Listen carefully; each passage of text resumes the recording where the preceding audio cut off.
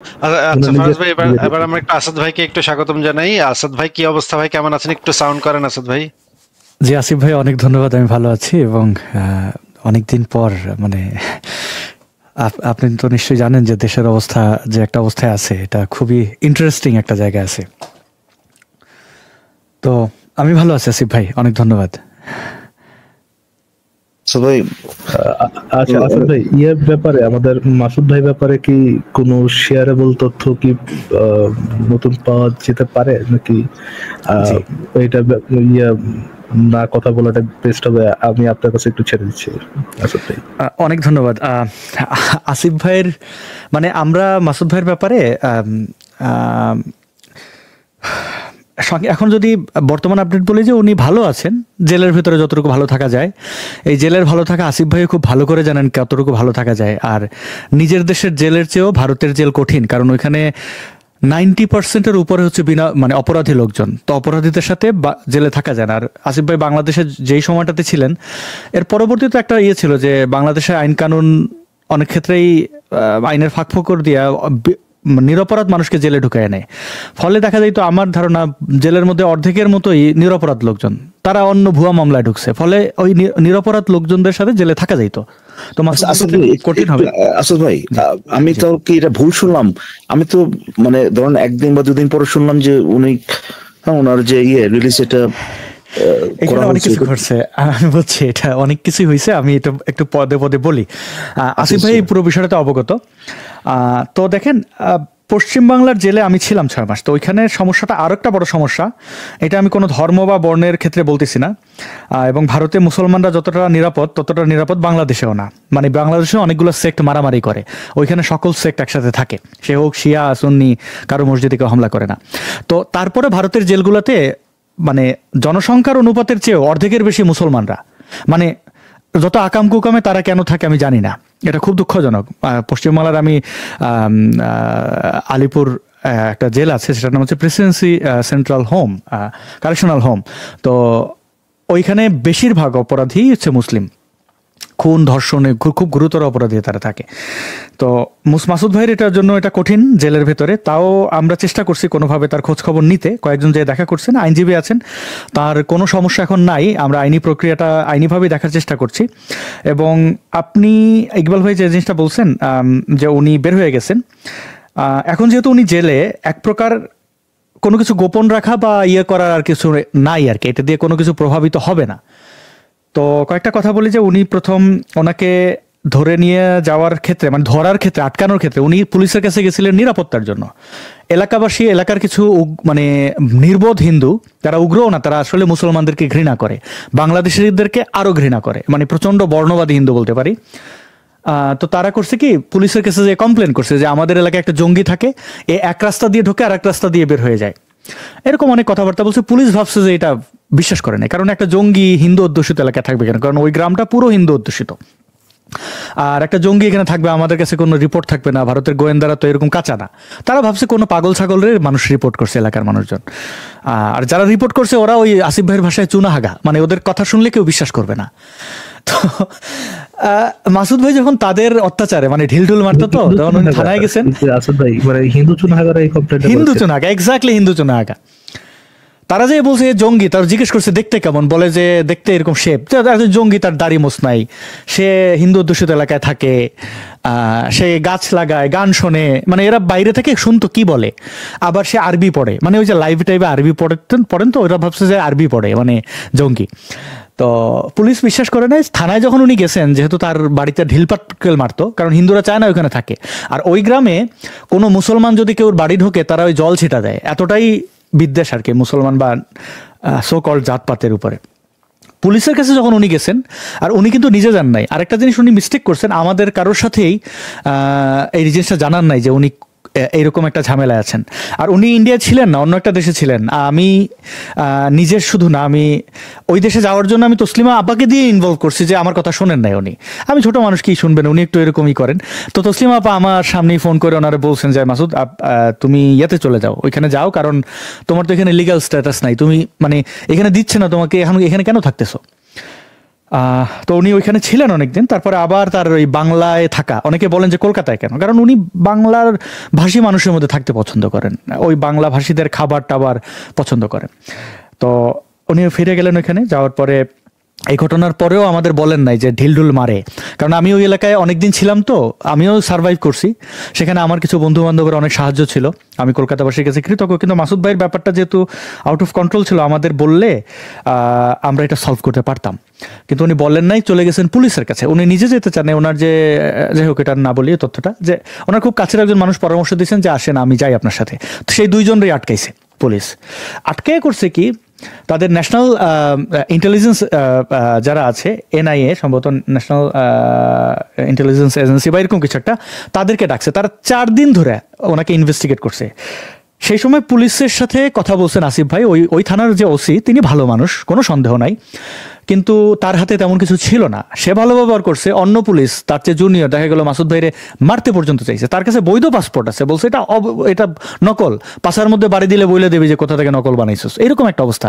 এরা বাংলাদেশিদেরকে খুব ঘৃণা করে, আর বিশেষ করে এই সরকার পতনের পরে বাংলাদেশের যে খেলা দেখছে ওরা, স্বাভাবিকভাবে ওদের দেশে তো এরকম মব, এই যে শেখ হাসিনার প্রাইভেট গার্মেন্ট, এগুলো তো ওরা কলকাতার মানুষজন ভাবতেই পারে না। তো এই অনেক ঘৃণা একত্রিত হয়েছে।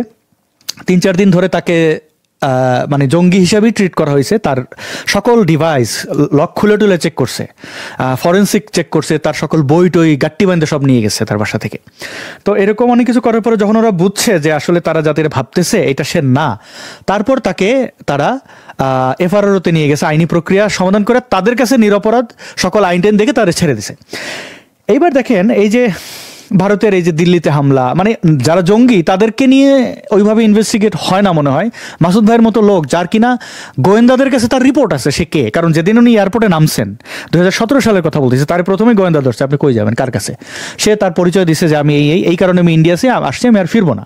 তখন ওই এয়ারপোর্টে তারে, আমি তো তখন চিন্তায় পড়ে গেছি, কিরে ফোন ধরে না কেন, কারণ তার ফ্লাইট কখন নামবে এটা তো আমি জানি, আমরা ওইখানে যেয়ে বসে আছি এয়ারপোর্টের সামনে। তো তারপরে দেখা গেল 3-4 ঘন্টা তাকে ইনভেস্টিগেট করছে, তার ফোন নাম্বার রাখছে, এর পরবর্তীতে তাকে বিভিন্নভাবে ভেরিফাই করছে যে জঙ্গি কিনা। তো গোয়েন্দা রিপোর্ট তো তার কাছে আছে, ওই গোয়েন্দা রিপোর্টের ভিত্তিতে তো তার ভিসা এক্সটেন্ড করা হয়েছে। আপনি যে একজন বললেই তো তার ভিসা এক্সটেন্ড করবে না। তো এই জটিলতাগুলো ভারতের গোয়েন্দারা আসলে তার ব্যাপারে খোঁজ নেয় নাই, আমি মনে করি দায়িত্ব পালন করে নাই, মানে তার ব্যাপারে যে আগ্রহী হয় না, ওই রকম আগ্রহী ছিল না। তাকে যখন ছেড়ে দিল, মাসুদ ভাই যখন বের হন পুলিশের কাছ থেকে, পুলিশ স্টেশনে থাকতেই তিনি যখন জিনিসপত্র গোছাচ্ছিলেন, তখন আমি নিজে ওনাকে ফোন করে বলেছি যে মাসুদ ভাই, আপনি আরেকটা তার ব্যক্তিগত জটিলতা ছিল, আমি বলছি আপনি ওইখানে ফোন করে আপনি কথা বলেন, বাইরে কোথাও কোনো স্ট্যাটাস দেবেন না, আপনি বের হয়েছেন। আমরা আতঙ্কিত থাকি, অনেকেই আপনাকে ভালোবেসে আপনার মুক্তি চাইবে, থাকুক, কারণ পুলিশ ধরে নিয়ে গেছে, পুলিশ আপনার আটকায় রাখছে 3 দিন, এখন আপনারা ছাইড়ে দিছে কিনা এটা পুলিশের রেসপন্সিবিলিটি। তাদের যদি এটা জানাইতে হয় তারা মিডিয়া ডাইকে জানা, কিন্তু আপনি জানাইতে যান না। কিন্তু উনি কোনো কারণে পুলিশের প্রতি ওনার খুব ভালোবাসা। আসিফ ভাই ভিকটিম, আমি ভিকটিম, আমরা জানি পুলিশকে বিশ্বাস করা যাবে না। আবার আসিফ ভাই দীর্ঘদিন ধরে পশ্চিমে থাকেন, এই আশেপাশের এই পুলিশ দেখলে আসলে অনেক কিছু আমরা হয়তো ভুলেও গেছি, কিন্তু পুলিশ যে বেইমানিটা করবে ধারণা করছিলাম। উনি স্ট্যাটাস দিয়ে দিয়েছেন, তারপরে পুলিশের প্রশংসা করে পরবর্তীতে আরেকটা স্ট্যাটাস দিয়েছেন। আমি দেখলাম কি শত শত মানুষ আমাকে মেসেজ করতেছে, কারণ ওই ইংরেজিতে স্ট্যাটাস দিচ্ছেন, তো এটা কেউ বিশ্বাস করে নাই। আমি তারপরে সবাইকে আশ্বস্ত করতে করতে বিরক্ত হয়ে আমি নিজেও স্ট্যাটাস দিয়েছি যে উনি মুক্তি পাইছেন, উনি মুক্ত এবং নিরাপদ জায়গায় উনি ছিলেন। তারপর পুলিশ তাকে ডাকছে পরের দিন, একদিন পরে। তো আমি অনুরোধ করছি যে মাসুদ ভাই, স্ট্যাটাস দিয়ে ফেলছেন, এটা ঠিক হয় না, কিন্তু দিয়ে তো ফেলছেন এটা, কিন্তু আপনি একটা কাজ করেন, পুলিশের ওইখানে যায়েন না, আপনি তাদের কথা না শুনলে আপনাকে ধরে নেবেন, আপনি ডিভাইস বন্ধ। কিভাবে কি করতে বলছি, কারণ ওনার ওই পুরোপুরি পারমিশনটা, মানে পারমিশনটা এক প্রকার এফআরও থেকে হয়েই গেছে, তো ওটার অফিসিয়াল কিছু সময় লাগে, সেটা আসার পরে আপনি পুলিশের কাছে যান, আপনার পেপারস নিয়ে আপনি যান। তো না, উনি পরের দিন বলছেন যে আমি যাব না, আমি দূরে আছি, এর পরের দিন যাব। তো উনি গেছেন, তো উনি একজন প্রাপ্তবয়স্ক মানুষ, ওনার সিদ্ধান্তই আমাদের সিদ্ধান্ত, আমি কি করতে পারি। উনি গেছেন, যাওয়ার পরে বলছে সরব পরামর্শ, আসলে বেইমানি করছে পুলিশ, তাকে তারপরে অ্যারেস্ট করে জেলে পাঠিয়ে দিছে। যে মামলায় তাকে জেলে পাঠাইছে, এই মানে ভিসা মানে ওভারস্টের জন্য সর্বোচ্চ শাস্তি হচ্ছে তার জেল, মানে তাকে কাস্টাডিতে পাঠাইতে হবে। একটা দেশের নাগরিক বা ফরেন ন্যাশনাল হইলেও তাকে জেলে কখন পাঠানো হয়, যখন পুলিশ মনে করে, আদালতের কাছে জানায় যে সে পালিয়ে যেতে পারে, তখন। নইলে তো সে তো থাকবে, তার যদি থানায় নিয়ে পুলিশে কোর্টে তোলে তাহলে সে বেল নেবে। পুলিশ তাকে কোনো আইনজীবী ধরতে দেয় নাই, আমাদেরকেও জানাইতে দেয় নাই।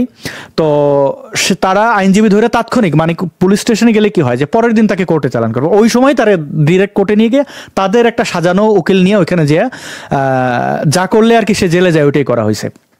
তো আসাদ ভাই প্রশ্ন করতে পারি এইখানে? আপনি ভিসা ওভারস্টের কথাটা বললেন না, আমি যে জানতে চাচ্ছি যে আপনারা কেউ কি, আমি জানি না এটা আসলে পাবলিকলি বলাটা উচিত কিনা, মানে উত্তর দেওয়াটা উচিত কিনা, বাট অ্যাকচুয়াল চার্জ যেটা সেটা সম্পর্কে কি আপনারা কোনো কিছু দেখছেন, মানে অফিসিয়াল কোনো কিছু দেখছেন? যে হ্যাঁ দেখছি হ্যাঁ। এটা কি বলা যায় যে এটা মানে আসলে ওনার বিরুদ্ধে মানে এক্সাক্ট অভিযোগটা কি? অভিযোগ হচ্ছে যে উনি ভিসা এক্সপায়ার করা যাওয়ার পরে ভারতে অবস্থান করছেন, এটা হচ্ছে একটা অপরাধ, এবং এই অপরাধের শাস্তি কি হয়? অর্থদণ্ড। তাকে একটা নির্দিষ্ট অর্থদণ্ড করবে, অর্থদণ্ড দিয়ে তাকে ডিপোর্ট করে দেবে, রাইট, অথবা তাকে একটা ডেট ধরাই দেবে যে আপনি এতদিনের ভিতরে ভারত থেকে বের হয়ে যেতে হবে। এবং এর পরেরটা হচ্ছে, পরের সাজা হচ্ছে যে তাকে তাৎক্ষণিক ডিপোর্ট। এর পরের সাজা হচ্ছে যে তাকে কোর্টে তুলে তার ব্যাপারে ম্যাজিস্ট্রেট ডিসাইড করবে যে তাকে কি করা উচিত, এবং সর্বোচ্চ হচ্ছে যে তাকে জেলে রাখা এবং 5 বছরের সাজা দিয়ে বাংলাদেশে ডিপোর্ট করা। যেটা আসাদ ভাই, এটা তো আপনার মানে এক্সট্রিম কেস না, মানে আরো কয়েকটা কন্ডিশন থাকতে হবে, তাই না? যে হয়তোবা তাকে মানে ওই অর্ডার দিয়ে দেওয়া হয়েছিল যে চলে যাওয়ার জন্য, তারপরও সে আসে, এই ধরনের ব্যাপার স্যাপার তো আছে। তো এটা তো মানে জাস্ট কেউ একজন ওভারস্টে করছে সাথে সাথে তো আর ওইটা অ্যাপ্লিকেবল হবে না, তাই না? তাকে প্রশ্ন করা হবে যে তুমি কেন ওভারস্টে করছো। তো তার কাছে যে পেপারস গুলো ছিল, গভর্নমেন্ট অফ ইন্ডিয়া থেকে তাকে একটা পেপার দেওয়া হয়েছিল মিনিস্টার অফ হোম থেকে, যে এই মানুষটি আমাদের দেশে অবস্থান করতে পারেন এবং তার আর্থিক যত ধরনের নিডস থাকে সেটার জন্য যদি তাকে কেউ রেমিটেন্স পাঠায়, ফরেন কোনো তার বন্ধু বান্ধব, এই ক্ষেত্রে গভর্নমেন্ট অফ ইন্ডিয়ার কোনো আপত্তি নাই। তার পাসপোর্টে যতদিন মেয়াদ আছে অতদিন তার ভিসা বৈধ। তো তার পাসপোর্ট এক্সপায়ার করার পরে বাংলাদেশ হাইকমিশন তাকে পাসপোর্ট রিনিউ করে দেয় নাই। আমি এই ঘটনাটা সাক্ষী। একটা সেকেন্ড আমার আচ্ছা, এই দুইটা আমি আমার হয়তো জ্ঞান কম থাকতে পারে এখানে। আপনার পাসপোর্টের যে মেয়াদ যেটা, হ্যাঁ, আর আপনার ভিসার যে মেয়াদ, এই দুইটা তো আলাদা জিনিস, তাই না? তো আপনার আপনি হয়তোবা ভিসার মেয়াদ আপনার হয়ে যেতে পারে, এক্সপায়ার্ড হয়ে যেতে পারে, যার মানে হচ্ছে যে আপনি ওই আপনার ঢোকার সময় যে অনুমতিটা লাগে আর কি, ওইটা হচ্ছে ভিসার মেয়াদের সাথে সম্পর্কিত। আপনি ভিসা, উনি স্পেশাল, উনি বিশেষ বিবেচনায়, মানে ওনার সার্বিক অ্যাক্টিভিজম দেখে উনি যদি দেশে যান তাহলে ওনাকে মেরে ফেলবে, এবং যেহেতু উনি মানবতা বিরোধী কোনো কিছু করছেন না, এটা ওনাকে এক্স মুসলিম হিসাবে বা নাস্তিক হিসাবে কোনো প্রিভিলেজ দেওয়া হয় নাই। এটা এক ধরনের প্রটেক্টেড পারসন টাইপের আর কি, যে মানে ভিসারও তো কোনো এখানে নাই, অ্যাপ্লিকেশন নাই, উনাকে তো ঢুকতে দেওয়া হয়েছে, ওই ভিসার কাজ কিন্তু শেষ। ভিসার কাজ তো শুধুমাত্র আপনার ওই পোর্টে গিয়ে অ্যাপ্লাই করার জন্য, ঠিক না? না, ভারতের ব্যাপারটা কি, আপনি ঢুকবেন, উনি ট্যুরিস্ট ভিসা আসছিলেন ভারতে, হ্যাঁ, কারণ এই পুরো বিষয়টার সাথে এর আগের 9 মাস জড়িত। মানে উনি যেদিন থেকে আত্মপ্রকাশ করছেন এর আগের 9 মাসের সার্বিক গোছানো, কারণ উনি তো প্রথম ছিলেন বাংলা ভাষার মধ্যে বা ভারতীয় উপমহাদেশের মধ্যে প্রথম মুফতি যিনি বিদ্রোহ করছেন। তো একটু কঠিন ছিল। ট্যুরিস্ট ভিসায় আপনাকে নির্দিষ্ট দিন ধরাই দেবে যে আপনি 90 দিনের ভিতরে ভারত থেকে বের হয়ে যেতে হবে আপনার। আপনার ভিসার মেয়াদ 1 বছর, কিন্তু আপনি 90 দিনের ভিতর বের হয়ে যেতে হবে, এবং আপনি কোন পোর্ট দিয়ে ঢুকবেন, কোন পোর্ট দিয়ে বের হবেন, এটারও নির্দিষ্ট থাকে। তো উনি এই সবকিছু ভঙ্গ করার আগে উনি নিয়মিত আইন মেনে উনি এই জিনিসগুলো এক্সটেন্ড করছেন। ভারত সরকার ওনাকে 3 বছর, 1 বছর এরকম 3 বছর প্রথমে ওনাকে এক্সটেন্ড করে দিয়েছে। তারপরে আমি আসলে সেটাই বলতেছি যে ওনাকে তো অলরেডি, মানে ওনার স্টেজ এটা কতদিন থাকবে এটা তো ভিসার থেকে আলাদা ভাই, এইটার সাথে তো ভিসার কোনো সম্পর্ক নাই। ভিসা জিনিসটা তো ওই আপনার যখন ঢুকতে দিল তখন তো বলে দিচ্ছে যে সে কতদিন থাকতে পারবে, এবং ওখানে ঢোকার পরে ওইটাকে এক্সটেন্ড করতে পারবে না।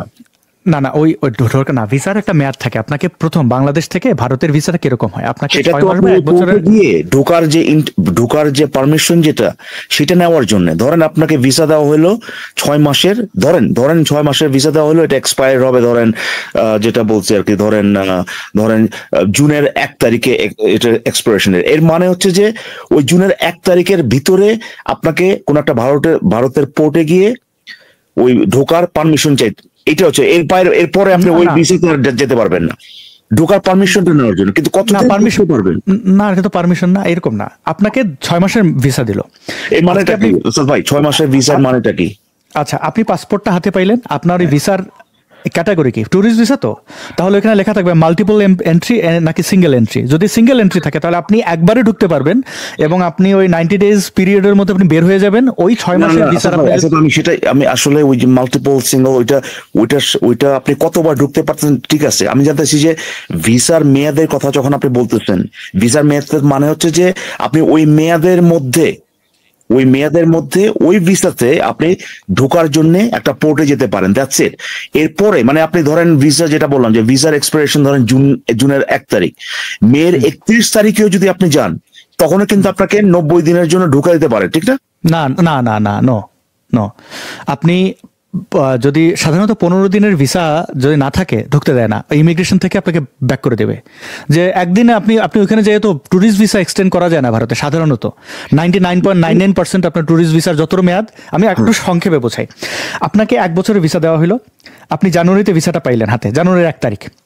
আপনি ডিসেম্বরের 31 তারিখের মধ্যে আপনি ভারতে ঢুকতে পারেন, বাট 15 দিন হাতে রেখে ঢুকতে হবে। আপনি ডিসেম্বরে যে ঢুকলেন, ডিসেম্বর 1 তারিখ, তাই তো? আচ্ছা।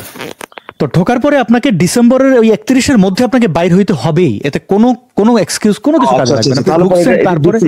তারপরে এটা ডিফারেন্ট আর কি, আমি যতদূর জানি এবং মোটামুটি ভালো করেই জানি আর কি, যে ভিসাটা যা শুধুমাত্র আপনাকে একটা পোর্টে গিয়ে সেখানে সেই কান্ট্রিতে সেই দেশে ঢোকার যে পারমিশনটা যেটা সেটা সিক করতে দেয়, দ্যাটস ইট, আর কিছু না। মানে ধরেন আমেরিকাতে আপনি আসবেন, আমেরিকান ভিসা, ধরেন ভিসায় ধরেন এটা শুধুমাত্র যে আপনি যে এখানে পোর্টে আসবেন, হ্যাঁ, ওই যে ভিসার মেয়াদ ওইটার ভিতরে আসতে হবে। আপনি হয়তো বা শেষ দিনেও আসতে পারেন, এরপরে আপনাকে 3 মাস থাকতে দিতে পারে, 6 মাস থাকতে দিতে পারে, কিংবা আপনি যদি স্টুডেন্ট হন, আপনি যতদিন স্টুডেন্ট ততদিন আপনি থাকতে পারবেন।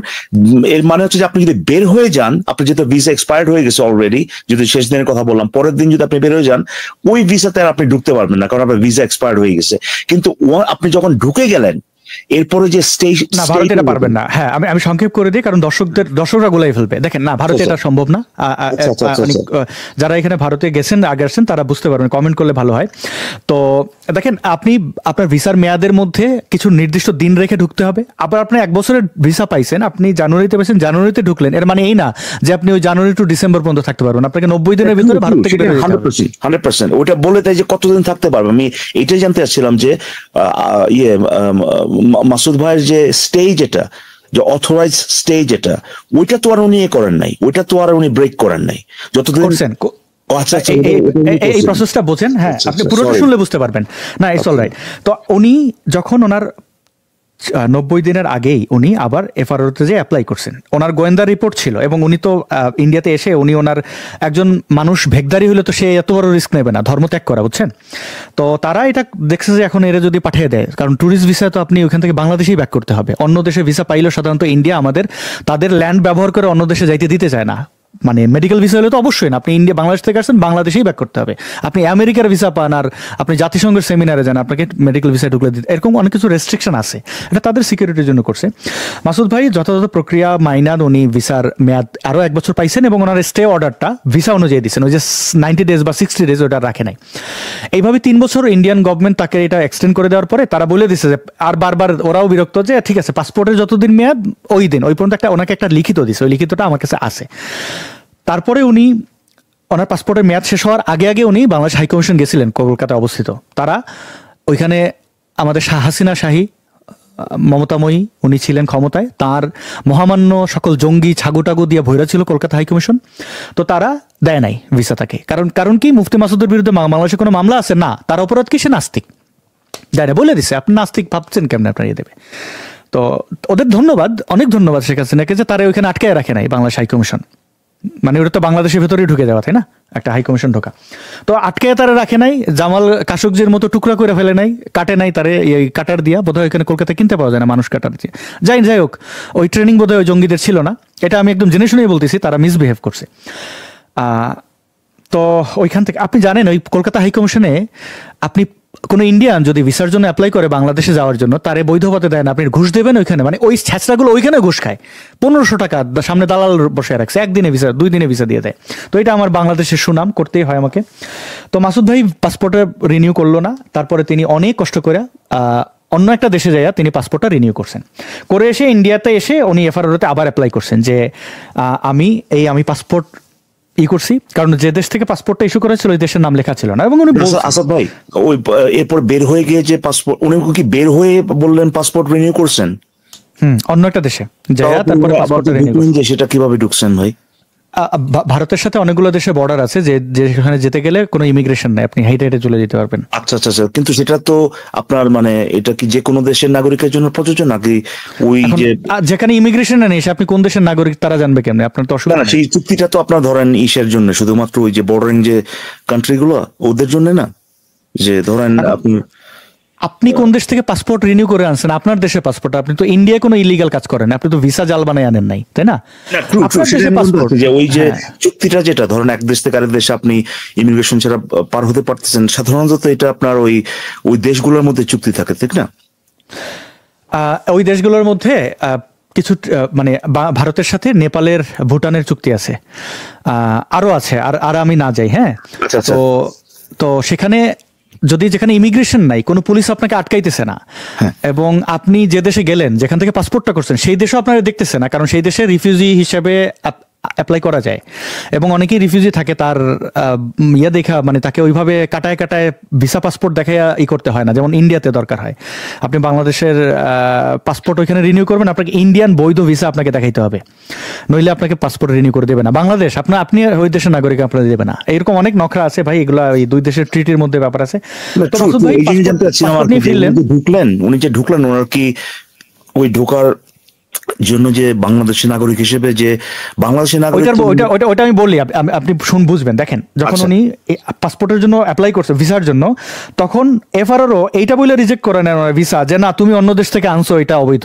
সে বলছে আমি ওই দেশ থেকে যেয়ে পাসপোর্ট আমি রিনিউ করে আনছি। তারা বলছে তোমারে যেহেতু মিনিস্ট্রি অফ হোম থেকে ভিসাটা এইভাবে দেওয়া হয়েছে, তোমার এই পাসপোর্ট এই নাম্বারের এটা যতদিন মেয়াদ থাকবে ততদিনই তোমাকে ভিসা এক্সটেন্ড করা হবে। সেহেতু আমরা ওই দাগের বাইরে যাব না। বললাম না যে ইন্ডিয়ান অথরিটি আমাদের ব্যাপারে আন্তরিক না। আমাদের যে এই চুনাহাগাগুলা বলে রয়ের দালাল, ভারতের দালাল, মোদির সন্তান, এই সেই বলে, এগুলো যে একটা চূড়ান্ত মিথ্যা, এটার বড় প্রমাণ মুফতি মাসুদ। আমি এই কারণে বেশি চিৎকার করছি, আমার অনেক রাগ যে তোরা আমাদের গালাগালি করো, অথচ আমরা ওইখানে ভিকটিম। আমি জেল খাটছি তো এখানে, আমি এটা বলি নাই কারণে, কারণ ওইখানে বললে আমার ডিপোর্ট করে দিত। যাই হোক, দেখেন ভাই, এফআরও তার ভিসা ডিনাই করছে, এইটা বইলা রিজন দেয় এখানে যে তোমার কন্ডিশনে আছে তোমার এই পাসপোর্ট নাম্বারে নতুন পাসপোর্ট আমরা অ্যাপ্রুভ করবো, এমন কোনো নির্দেশনা নাই। তুমি আবার যাও, দিল্লি যাও, যাইয়া তুমি তুমি তো একটা বিশাল হরিদাস, তুমি যে প্রেসিডেন্টে বলো এই বেটা আমারে এটা অ্যালাউ কর, মানে এরকম ভাব যে প্রেসিডেন্টের কাছে যাও, বিশেষ পারমিশন নিয়ে আসো। এখন 150 কোটির দেশে তো আমরা তো ভাই একটা পিঁপড়ার মতো, আর আমরা কে এমন যে আমারে এন্টারটেইন করবে দিল্লি? তো যাই হোক ভাই, এটা দুঃখের কথা। আচ্ছা, ওই সময় কি উনি ডিটেনশনে ছিলেন নাকি ওই সময় উনি বাইরে ছিলেন, মানে ফ্রি ছিলেন? ফ্রি ছিলেন বলেই তো পুলিশ পরে, মানে ফ্রি ডিটেনশনে থাকলে তো আমরা আগেই জানতাম, তাই না? তো নিয়ম তো ওনাকে তো ঢুকতে দিল, তো ওই নতুন পাসপোর্টে ঢুকতে দিল, তা ওনাকে কোনো সময় দেওয়া হয়েছিল যে এত দিনের মধ্যে? না ভাই, আপনি বোঝেন নাই, ঢুকতে দিবে কেন? ঢোকার তো ব্যাপার না, কারণ উনি তো স্টে করতে দিচ্ছে, তাই না? তাকে তার আপনি যেটা বলতেছেন এটা তো অটোমেটিক কথা। মানে ওনার অ্যাপ্লিকেশন ডিনাই করছে, তার মানে কি আবার অ্যাপ্লিকেশন করো বলতেছে? কি বলছে যে আপনি যাইয়া এই পারমিশনটা নিয়ে এসে আবার অ্যাপ্লাই করেন, তাই তো? তার মানে কি উনি কোথায়? ওই সময় কলকাতায়, মানে ভারতে, তাই না? তো তাহলে তো উনি তো অলরেডি আসেন সেখানে, উনি জাস্ট তার স্টেটা অথরাইজ কিনা, তার যে থাকার যে পারমিশন আছে কিনা, এইটা নিয়ে উনি কাজ করতেছেন। উনাকে ডিটেনশনে রাখা হয় নাই, ওনাকে জাস্ট বলা হয়েছে যে আগের পাসপোর্টের যে মেয়াদ ততটুক পর্যন্ত উনার স্টে ছিল, এখন যদি থাকতে হয় তাহলে এই পাসপোর্টের মেয়াদ যেটা সেটা অনুযায়ী ওই অথরাইজেশনটা আনতে হবে কোথাও থেকে, রাইট? দিল্লি থেকে, মানে মিনিস্ট্রি অফ হোমে অ্যাপ্লিকেশন করতে হবে, চিঠি দিতে হবে, তারা এটা অ্যাপ্রুভ করবে সেন্ট্রাল থেকে, তারপরে উনি পাবেন, এরকম একটা অবস্থা। তো একটা ছোট্ট ঘটনা বলি, তসলিমা নাসরিনের ভিসা একমাত্র যিনি মিনিস্ট্রি অফ হোমের মিনিস্ট্রির দায়িত্বে থাকেন, যেমন এখন অমিত শাহ, সে তার ডিরেক্ট, মানে এটা এফআরও অ্যাপ্রুভ করে না, তারে অ্যাপ্রুভ করতে হয়। তো সে মাঝে মাঝে অন্য, মানে তার ফাইল টিপায় পড়ে যায়, তো এটা নিয়ে তসলিমা নাসরিনকে লিখতে হয়, অনেক জায়গায় লেখালেখি, মিডিয়া আসলে তার মিনিস্ট্রির কেউ যদি একটু খবর পড়ে, তারপরে যে মন্ত্রীরা বললো যে মন্ত্রী মহোদয় এটা তো এরকম, তারটা তো করা উচিত, তারপরে পুরোনো ফাইল খুঁজে টুজে তার ভিসা অ্যাপ্রুভ করা হয়। তো এটা হচ্ছে বাস্তবতা। দিল্লির অনেক কাজ, তাদের দেশ বড়, প্রায় 150 কোটি মানুষ তাদের দেশে, তো অনেক জটিলতা, অনেক ইয়া। মাসুদের ক্ষেত্রে ওইটা হচ্ছে তার ওইভাবে দিল্লি যাইয়া এটা ঠিক করা সময় সাপেক্ষ, প্রায় 2-3 মাস সময় লাগতে পারে। অ্যাপ্লিকেশন করবেন, তারপরে সেখান থেকে জবাব আসবে যে না হ্যাঁ আচ্ছা, কলকাতা এফআরআরও তোমরা দিয়ে দাও, কারণ এই লোক তো পাসপোর্ট রিনিউ করছে। তো ওই সময়টা আর গ্রামবাসী এই চুনাহাগা এই হিন্দুরা এরা আর দিল না, তারা যে কমপ্লেন করছে এবং এই জিনিসটা ঘটে গেছে।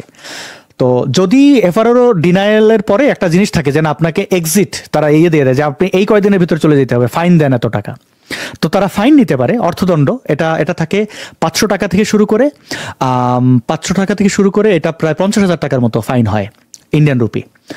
আর যদি আপনি সংখ্যালঘু হন, অমুসলিম হন, তাহলে আপনার কাছ থেকে 500 টাকা নেওয়া হয়। আর যদি আপনি যে কোনো নর্মাল পাবলিক হন তাহলে 50,000 টাকা ফাইন হয়। আমি যে যখন এক্সিট নিয়ে আমি বের হয়েছি, আমি থ্যাঙ্কফুল ইন্ডিয়ার কাছে যে আমার তারা মুসলমান হিসেবে কাউন্ট করে নাই, মানে সংখ্যালঘু বা ধর্মীয় মানে ভিন্ন ধর্মের হিসেবে বা ধর্মহীন হিসেবে আমার কাছ থেকে 500 টাকা ফাইন নিছে। এরকম কিছু করতে পারতো। মাসুদ ভাইয়ের ক্ষেত্রে 50,000 টাকা ফাইন নিত, নিয়ে বলতো তুমি বাইরে হয়ে যাও অতদিনের মধ্যে। আমরা মাসুদ ভাইয়ের ক্ষেত্রে তাকে ওইখান থেকে বের করার চেষ্টা করতাম। অনেক দেশে কাছাকাছি দেশেই নেওয়া যেত, এটা অসুবিধা ছিল না। কিন্তু এফআরআরও যে কাজটা তার সাথে করছে, ডিনাই করছে, কারণ তারা উদাসীন। মাসুদ ভাই কে এটা তাদের কাছে তাদের জন্য কোনো ব্যাপারই না, মানে সে বাংলাদেশে গেলে মরবে কি বাঁচবে এটা তাদের জন্য কোনো ব্যাপারই না। এমনকি কলকাতার গণমাধ্যম আমার অনেক শব্দ নিয়ে অনেকে আপত্তি করছেন, আরে বেটা তুই একটা সংবাদ, তুই বলস তুই মেইন স্ট্রিম, তার কাছে কে আসে যায়, তুই এটা বলছিস কেন? তুই জানোস এটার ইম্প্যাক্ট কি হয়?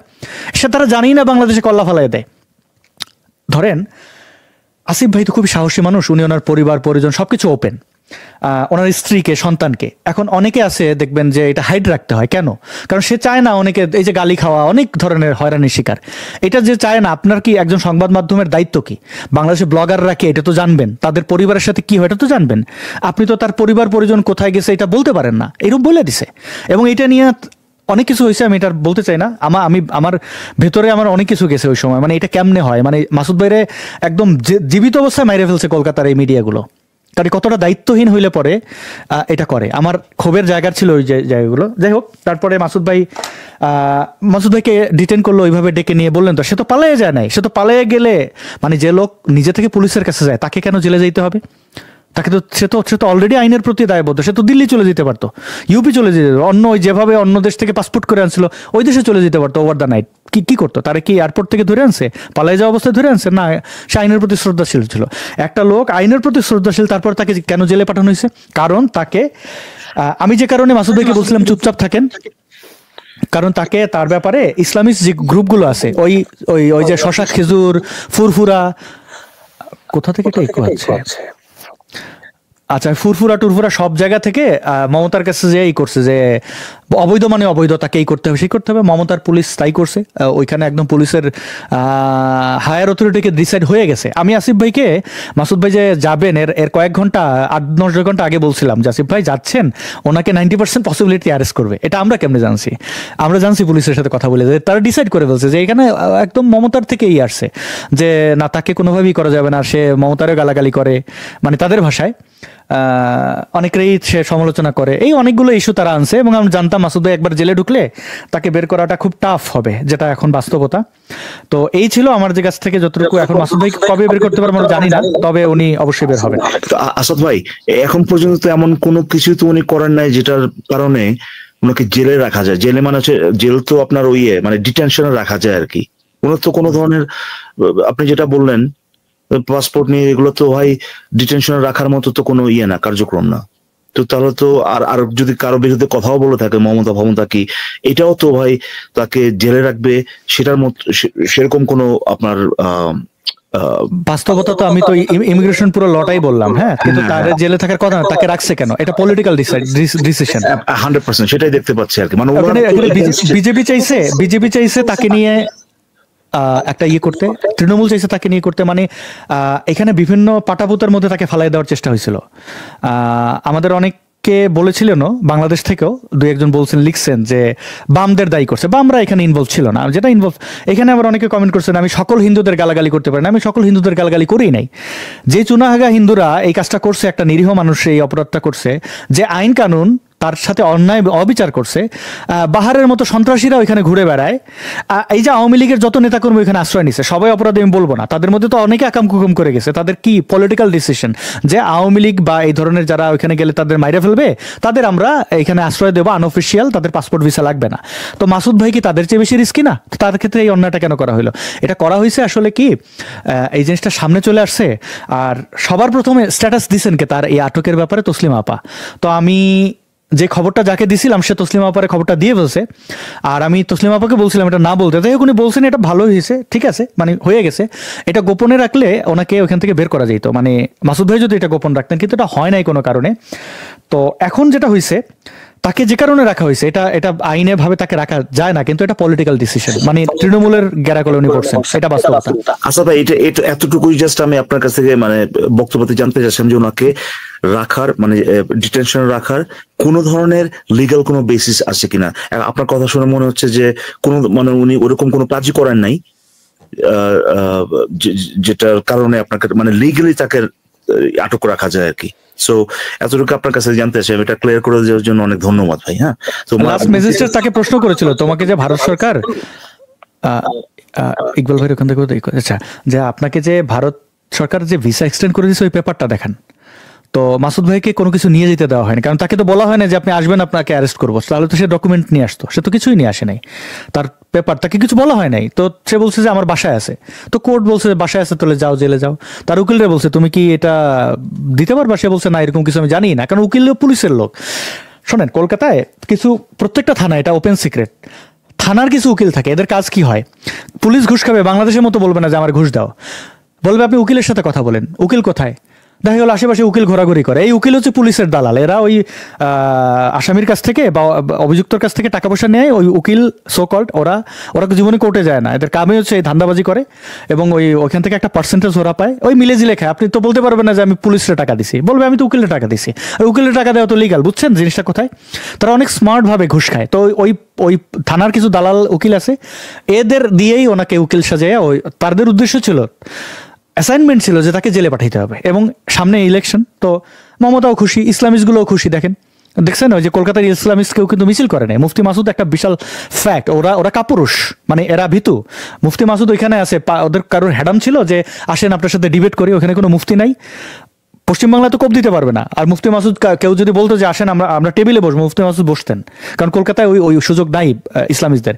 ওরা এতটাই কাপুরুষ, এতটাই এই ডাকাতের উম্মত যে তারা এই সাহসই করে না গত 5 বছরে। কিন্তু এই ঘটনা জানাজানির পরে তারা এই চাপ প্রয়োগ করছে মমতার উপরে। তখন তারা বলতো যে আচ্ছা আপনি ইসলামে আঘাত দিচ্ছেন, আসেন আমরা বসি, চা খাই, আলোচনা করি, আপনাকে মুসলমান বানাই। তো সেই জিনিসটা করে নাই ভাই, দুঃখ অনেক জায়গায়। তো আচ্ছা আসাদ ভাই সরি, আমার তো এখন চলে যেতে হবে, আমার 3 ঘন্টা টাইম ছিল, কিন্তু আমি 3 ঘন্টার অনেক বেশি থেকে ফেলছি। আপনার কথার মাঝখানে আমি করতে চাইনি, আপনি শেষ করবেন ভাবতেছিলাম। তাহলে আজকে আমি বিদায় নেই। ফারাজ ভাই কি আছেন?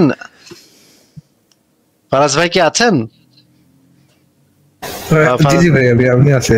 তাহলে আসাদ ভাই, ফারাজ ভাই আপনারা থাকেন, আমি তাহলে আজকে বিদায় নেই। জি ভাইয়া, অনেক অনেক ধন্যবাদ। গুড নাইট ভাই। জি আসাদ ভাই, প্লিজ আমাদের কি চান? জি ওই আর কি বলা শেষই আর কি, আর কিছু নাই। এরপরে যদি ইকবাল ভাই আপনার কোনো থাকে, আসলে ভারত আমাদের জন্য অনেক কিছু করতে পারতো। মানে আমি মুফতি মাসুদ ভাইয়ের এই ব্যাপারটা অনেক বেশি, যখন এটা অবধারিত যে উনি জেলে যাচ্ছেন, জেলে চলে গেছেন আর কি, এখন কোর্ট আদালত এখানে এখন ইসলামিস্টরাও কিছু করতে পারবে না ওনার বিরুদ্ধে, মানে কোনো এনিমি কেউ কিছু করতে পারবে না, এখন আইনিভাবেই বের করতে হবে। এবং অন্য যে কোনো বাংলাদেশের গরু চোরা কারবারির ধরা খাইলে যেরকম তাকে আইনি করে যেতে হয়, কোনো একটা টেরোরিস্ট যেরকম ধরা খাইলে যেভাবে আইনি যে প্রক্রিয়ায় বাইর হতে হয়, মাসুদ ভাইকে একই প্রক্রিয়ায় বাইর হতে হবে। তো এর বাইরে আর কিছু নাই। তবে আমি চাইছিলাম ভারতের অনেকে আমার উপর খেপছে না, আপনি আমাদের অপমান করছেন। আরে ভাই, আপনারা আমাদের এই ফাইটটার জন্য আপনাদের তো কিছু ভূমিকা আছে। 1971 আমরা মুক্তিযুদ্ধ করছি, আপনারা লজিস্টিক্স দিচ্ছেন, তাহলে দিচ্ছেন কেন আমাদের মুক্তিযোদ্ধাদের অস্ত্র ট্রেনিং দিচ্ছেন কেন দিচ্ছেন তো একটা ভালো স্বার্থে, তাই না? তো আমাদের এই মুভমেন্টটা কি আপনাদের কাছে, আমরা কি সন্ত্রাসী? আমরা কি কারোর 2 পয়সা মাইরে দিছি, কারোর ওড়না ধরে টান দিছি, কাউকে রেপ করছি? না, আমাদের মুভমেন্ট শান্তিপূর্ণ। যদি কোনো অ্যাটাক করে এটা ভার্বাল অ্যাটাক, এতে কারোর কোনো ক্ষতি হয় না, একটা কোনো পায়ে হাতের একটা লোমও বাঁকা হয় না, তাহলে আমাদেরকে কেন এই উপত্যকার জন্য এই যে দিল্লি অ্যাটাক হয়েছে ওইখানে যে বোমা হামলা করছে, কারা বোমা হামলা করছে? সেই আল্লাহর বান্দাদের তো আমরা চিনি। সেই আল্লাহর বান্দাদের ব্যাপারে আপনারা অস্ত্র দিয়ে ফাইট করতে পারবেন না, এটা আদর্শিক ফাইট। তো সেটা তো আমরা করতেছি। আমাদেরকে প্রকাশ্যে না পারেন, মৌনভাবে ইয়ে দেন, অলিখিত একটা জিনিস বলে দেন যে আচ্ছা এটা করো। বা একটা আমাদের ওইখানে ধরেন আমাদের ডিসি অফিসগুলোতে অনেক সুবিধা আছে। ধরেন আপনি পার্বত্য চট্টগ্রামে যাবেন, ডিসির কাছে একটা অ্যাপ্লিকেশন করবেন, আপনার একটা কাগজ ধরাই দেবে, আপনি যাইতে পারবেন অন্য দেশের নাগরিক হইলে। আপনি ধরেন কোনো একটা ঝামেলা হয়েছে, আপনি ডিসির পারমিশন নিয়ে অনেক জায়গায় থাকতে পারেন। ভারতের বলে দিক যে আমরা ওই কাশ্মীর যাই বা কেরালায় যাই, অমুক জায়গায় যাই অ্যাপ্লিকেশন করলে একটা টেম্পোরারি পেপার দিক যেটা আন্ডার প্রসেসিং, ঠিক আছে, তোমাকে আমার বক্তব্য আমাদেরকে সন্ত্রাসী হিসেবে যে কাউন্ট করে না, এটা একটা লিখিত দিক। তাহলে আমরা পুলিশকে বলতে পারি যে আমার অ্যাপ্লিকেশনটা পেন্ডিং আছে, আমাকে কিছু সময় দাও, আমি এটা সলভ করতেছি। আমরা তো সচেতন মানুষ, আমরা তো আর এইরকম এতটা মূর্খ বা এতটা অজ্ঞ না যে আমরা আইন অমান্য করব। তো এই জিনিসটা ভারত আমাদেরকে 2 পয়সার কোনো মূল্যায়ন করে না, আমাদেরকে অন্য যে কোনো জঙ্গি হরিদাস পালদের মতোই মনে করে। এটা খুবই দুঃখজনক ভারতের কাছ থেকে। এবং আমি স্টিল বিলিভ করি ভারত আমাদের বন্ধু রাষ্ট্র না, আমাদেরকে বন্ধু মনে করে না। আমাদেরকে মানে আমাদের বাংলাদেশের বন্ধু রাষ্ট্র, কিন্তু নাস্তিকদেরকে তারা বন্ধু মনে করে না, অন্য যে কোনো জঙ্গির মতোই মনে করে। এটা খুবই প্যাথেটিক, বাট এটা ট্রু।